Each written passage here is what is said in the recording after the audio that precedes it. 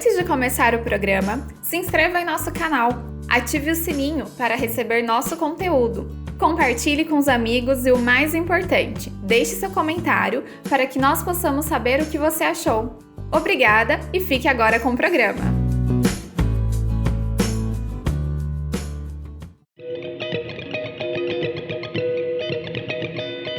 No ar, o EcoCast, o seu podcast de notícias.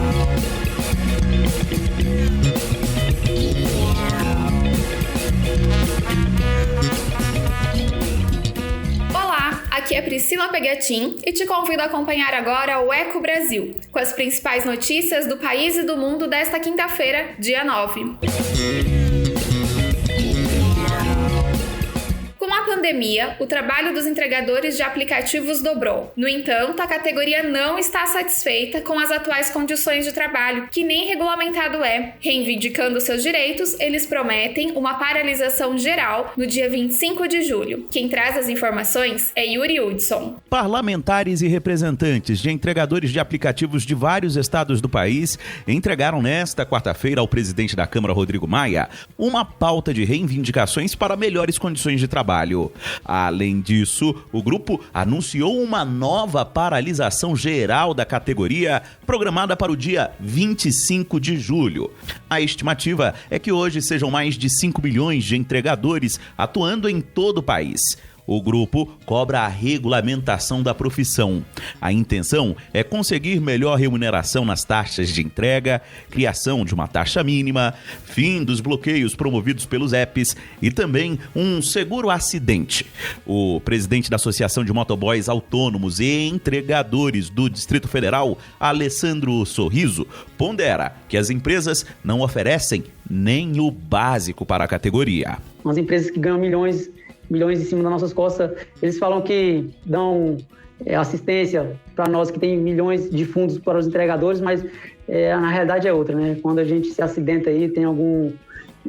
fica afastado do serviço, eles não dão assistência nenhuma, não dão auxílio nenhum. Então é de revoltar. A líder do PSOL na Câmara, Fernanda Belchiona, diz que o atual cenário de pandemia trouxe uma luz ainda maior para a chamada uberização trabalhista. Esses vínculos que não são reconhecidos, os direitos sociais mínimos, como proteção, acidente de trabalho, enfim. Então, aumentou o trabalho, diminuiu a renda e aumentou o risco à saúde, porque cada um deles está indo na casa das pessoas e podendo contrair o Covid e levar para seus filhos, para sua família. Dentro do Congresso, existem projetos que tratam sobre a regulamentação de entregadores de aplicativos e também de motoristas de veículos que trabalham para aplicativos.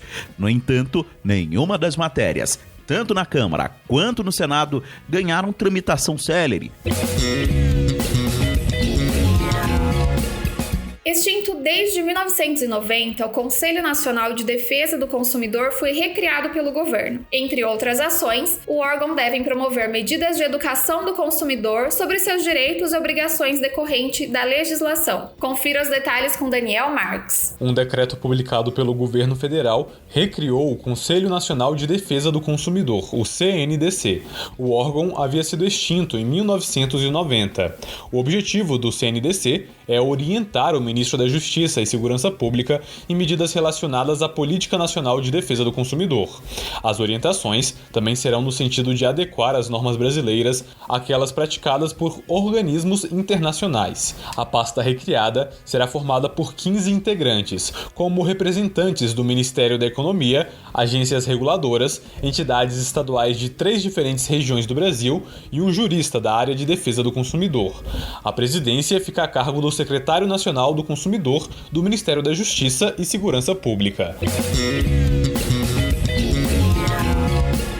O Brasil pode ganhar uma sede do novo Banco do Desenvolvimento. A instituição financeira faz parte do BRICS e pode facilitar acesso a financiamentos para municípios, estados, União e iniciativa privada. A reportagem é de Thiago Marcolini. O Brasil pode dar um passo importante para destravar projetos de infraestrutura e desenvolvimento sustentável. O país deve ser a próxima sede do escritório regional do novo Banco do Desenvolvimento, instituição financeira do BRICS, bloco econômico formado por Brasil, Rússia, Índia, China e África do Sul. A instalação da unidade em território nacional é tratada no projeto de decreto legislativo 657 de 2019, aprovado na Câmara dos Deputados em junho e que aguarda análise no Senado. O NDB presta apoio financeiro nos países membros do bloco, em outras economias emergentes e em países em desenvolvimento. Na visão do vice-presidente da Câmara, deputado Marcos Pereira, do Republicanos de São Paulo, a presença da instituição no Brasil ajuda o setor produtivo no cenário pós-crise causado pela pandemia e aproxima o país das linhas de crédito que são ofertadas, tornando sua execução mais rápida e eficiente. Afirma ainda que o setor de infraestrutura pode ser o principal beneficiado, dada a altíssima demanda do Brasil e a falta de recursos para investimentos. O escritório da instituição financeira no Brasil será em São Paulo, com unidade de representação em Brasília. O professor de finanças do Instituto Brasileiro de Mercado de Capitais de Brasília, William Bagdasarian, entende que o país ganha mais oportunidades financeiras e uma boa fonte de faturamento para as empresas no mercado internacional. O que a gente ganha tendo participação nesses bancos? 3 eixos. O primeiro é que você tem questão do papel do país no cenário internacional, né? Politicamente o Brasil tem que participar. A segunda coisa é que o país ele tem mais facilidade a crédito dessas instituições. E o terceiro é que o Brasil consegue ter mais facilidade para exportar serviços. O novo Banco do Desenvolvimento tem sede em Xangai, na China, e foi criado em 2014 pelo BRICS. Juntas, as 5 nações que compõem o bloco econômico representam 42% da população, 30% do território, 18% do comércio e 23% do produto interno bruto mundial. Até 2022, a expectativa é que 10 bilhões de dólares estejam à disposição do Brasil, Rússia, Índia, China e África do Sul. No início da suspensão das aulas presenciais, uma das preocupações dos diretores da educação básica era o cumprimento da quantidade mínima de 200 dias letivos previsto em lei. Mas uma medida provisória aprovada na Câmara muda este quesito. Ouça com Felipe Moura. A Câmara dos Deputados concluiu nesta terça-feira a votação da medida provisória 934 de 2020, que permite às escolas e faculdades não cumprirem a quantidade mínima de dias letivos este ano devido à pandemia da Covid-19. Os deputados rejeitaram todos os destaques apresentados na sessão que queriam modificar o texto base da relatora, a deputada Luísa Canziani, do PTB do Paraná, aprovado na última semana. De acordo com o projeto de lei de conversão, os estabelecimentos de ensino fundamental e médio não vão ser obrigados a cumprir os 200 dias letivos. No entanto, deverão cumprir a carga horária mínima de 800 horas. Para as creches e pré-escolas, o texto base permite que os estabelecimentos não cumpram ambas as normas. O texto estabelece também que as instituições de ensino superior, por sua vez, estão dispensadas de observar o mínimo de dias letivos, mas devem manter a carga horária prevista na grade curricular de cada curso. Em entrevista ao Brasil 61, a deputada federal Luísa Canziani disse que o texto aprovado foi construído a partir da articulação entre os parlamentares, o Conselho Nacional de Educação, CNE e entidades representativas do setor. Várias lideranças e atores educacionais que construíram conosco esse texto, que foi um texto possível. Na nossa visão, o texto ele contempla, inclusive, as especificidades de cada etapa de ensino e também levando em consideração 2 grandes desafios que nós temos na educação brasileira. O primeiro deles, a aprendizagem, e o segundo deles, desigualdade educacional, ainda mais nesse momento de suspensão de aulas. De acordo com o parecer, o CNE é quem vai editar as diretrizes nacionais para implantar o que for definido na lei. O retorno às aulas presenciais deverá ser feito após a participação de setores como a saúde e a assistência social, observando-se os protocolos das autoridades sanitárias e as regras que cada sistema de ensino vai estabelecer. O texto também permite a realização de atividades pedagógicas não presenciais, reforçando um parecer do CNE sobre o assunto. As horas gastas nas atividades à distância vão poder servir para a integralização da carga horária mínima anual. O texto base também permite que o conteúdo acadêmico deste ano seja aplicado em 2021, o que aglutinaria 2 séries em um mesmo período. Essa seria a forma de garantir o cumprimento da carga horária mínima, já que o tempo que resta até o fim de 2020 não é suficiente para isso.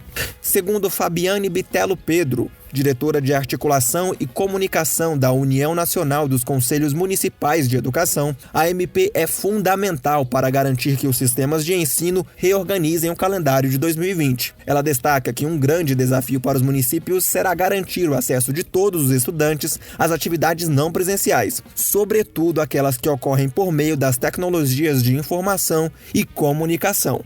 Hoje, o que nós mais observamos é a necessidade urgente também de recursos vindos da União para que os municípios, de fato, possam estruturar estratégias de ação pedagógica para que os estudantes possam ser atendidos em suas residências com um protocolo sanitário adequado.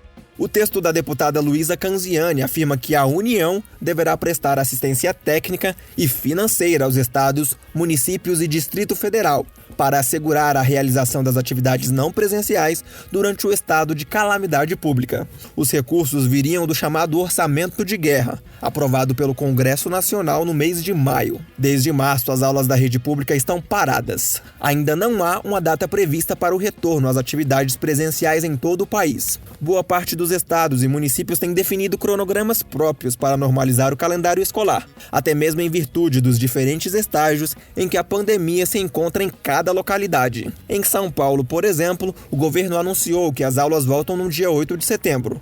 Já no Distrito Federal, o governador Ibanez Rocha decretou o retorno para o dia 3 de agosto. Agora é lei. Os serviços de atendimento a mulheres vítimas de violência doméstica devem continuar suas atividades mesmo durante a pandemia, porque é um serviço essencial. Acompanhe com Daniel Marques. Já está valendo a lei que amplia o atendimento a mulheres vítimas de violência doméstica durante a pandemia do novo coronavírus. A Lei 14.022 de 2020 prevê que devem continuar funcionando durante a crise todos os órgãos que atendem mulheres, crianças, adolescentes, pessoas idosas e cidadãos com deficiência vítimas de violência doméstica ou familiar. Isso porque o atendimento às vítimas é considerado serviço essencial. O texto também define que as vítimas podem ser atendidas e registrar a ocorrência por meio da internet ou por telefone. Em casos mais graves, como estupro, feminicídio, lesão corporal grave ou ameaças com arma de fogo, por exemplo, o poder público deve obrigatoriamente fornecer atendimento presencial. A lei também prevê que medidas protetivas urgentes também podem ser solicitadas pela internet. Além disso, medidas protetivas que já estão em vigor serão automaticamente prorrogadas até o fim do período da calamidade pública. O Fórum Nacional de Segurança Pública registrou um aumento de 44% nas ocorrências de violência contra a mulher em São Paulo durante a pandemia. No Acre, o aumento foi de 600%. Já segundo a Ouvidoria Nacional de Direitos Humanos, houve aumento de 14,1% nas denúncias feitas ao Ligue 180 nos primeiros 4 meses de 2020 em relação ao ano passado. O Eco Brasil fica por aqui. Esta é uma parceria com as agências Brasil 61 e Rádio Web. Te espero amanhã, neste mesmo horário. Mas se preferir, ouça nosso podcast a qualquer hora do seu dia. Inscreva-se em nosso canal e ative as notificações para ser bem informado. Não esqueça de deixar o seu like e compartilhar com os amigos. Até mais!